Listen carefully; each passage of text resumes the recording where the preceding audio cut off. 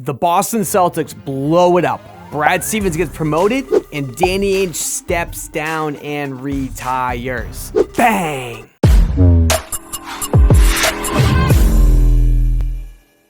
What's up, y'all? It's your boy DSD checking out another edition of our YouTube. Man, as a Celtics fan, this is not exactly the news that I want, but as a YouTuber slash influencer NBA person, this is a dream to talk about because I'm fired up. All right, so the Celtics got absolutely waxed by the Nets in 5 games, and they were lucky to win 1 game. It was behind the heroics of Jason Tatum, and he scored 50 points, like amazing game, but they had no chance in that series, especially with Jaylen Brown going out. They were completely cashed, and then now with this news, it's just rough. Before we start this video, I want to talk about how you were right, I was right, we were right this entire time. This Celtics team has been dysfunctional since day one. It's been so clear to see. Use your eyes, guys. Don't always believe the media. This is another great example of that. You shouldn't be looking at the local media all the time, and you could use it for like just news purposes, but I'm in Boston, so the local media in Boston was trying to say, oh, there's no issues. You guys are making something up, making nothing out of something. It's pretty clear there's been something going on behind the scenes for a long period of time. If Brad Stevens is getting promoted because he doesn't want to be a coach anymore, and then Danny Ainge is retiring, it means something serious is going on for a long period of time. How did we get here? Reportedly, Brad Stevens has been worn down since the bubble and welcome a chance to make a transition to the front office per Woj. And I don't know if you heard about all the rumors about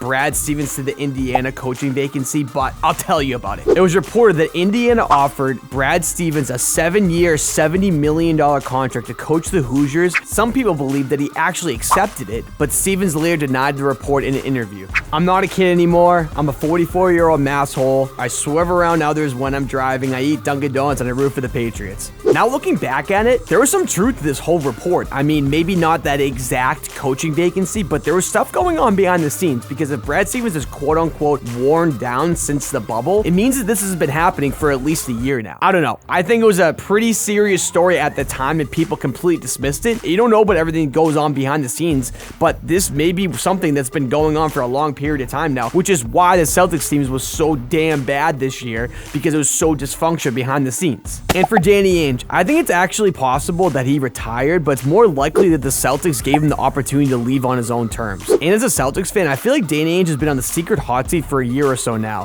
And all the Kyrie Irving stuff that came out, and then Danny Ainge not defending him, you know, all the racism stuff, didn't really help his case. And do not get me started on Kyrie Irving. I could talk a full hour about that guy, and we could do that on another video. We're doing it about the Celtics right now. But what's funny to me is that Danny Ainge and Brad Stevens weren't the main issues. They're like number 15 on the list. The Celtics' problems include they don't have bench scoring, they don't have a vocal leader, they don't have consistent shooting, and they don't have guys who play hard every single night. They have one good young player in Jaylen Brown and one great young player in Jason Tatum. And they have a horrible cap situation.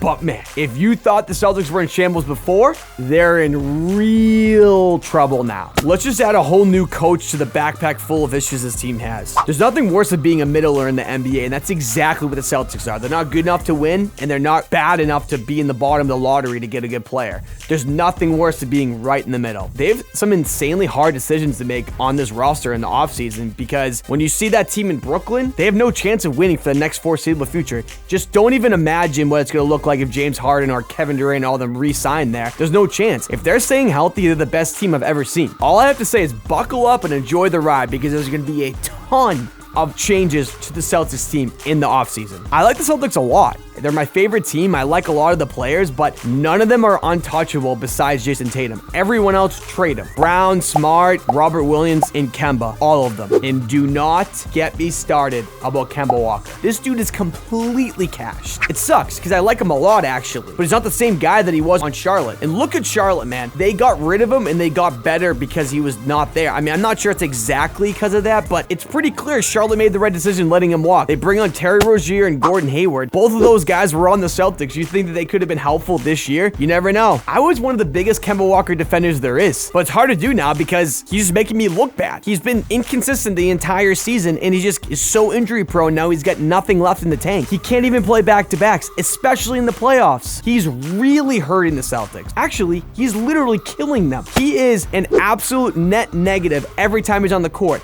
People figured out how to play him. He can't play defense, and his scoring is not the way it used to be. When he was on the Hornets, his offense was awesome. He would put up 30, 40, 50 points a game or whatever, he averaged. He was really good, but his defense was not exposed yet because his offense was so good. His offense is basically average now, and then his defense is horrible. So he gets exposed on the defensive end every time he plays. The Celtics cannot come back with the same team they have right now. It's pretty clear they're not going to be doing that because the change at GM and at coach shows that they're going to have to make some serious changes. But what I can say for sure is I do not want the Celtics to trade all their players for picks and do all that over again. I want them to surround Jason Tatum with the right talent, trade Brown for another superstar, whatever. But Jason Tatum is the focal point. Don't trade him for first-round picks. You're not going to get someone like Jason Tatum in every draft. Hold on to him, trade everyone else. I don't care. They need to completely wash it out and put the right pieces around Jason Tatum, whatever that is. I am all set with them being bad. They have good enough pieces. They just need to put the right pieces around those pieces. Did I say pieces enough? That's it, guys. If you enjoyed this video, subscribe down below, leave a like, leave a comment, tell your friends, tell your family, because I'm still trying to be consistent with this. I've been really busy with work, but I'm going to be coming back and doing something every single day coming up. So I appreciate it. Talk to you guys soon.